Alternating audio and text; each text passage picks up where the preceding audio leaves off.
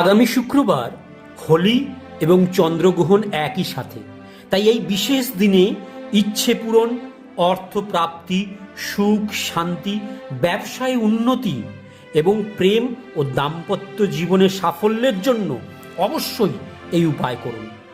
প্রথমে একটা মাটির পাত্রে গঙ্গাজল বা নলকূপের পরিশুদ্ধ জল নিয়ে নিন, নাভিশঙ্খ নিয়ে নিন, একটু হলুদ গুঁড়ো নিয়ে নিন, হলুদ কড়ি নিয়ে নিন আর পদ্মবীজ নিয়ে নিন।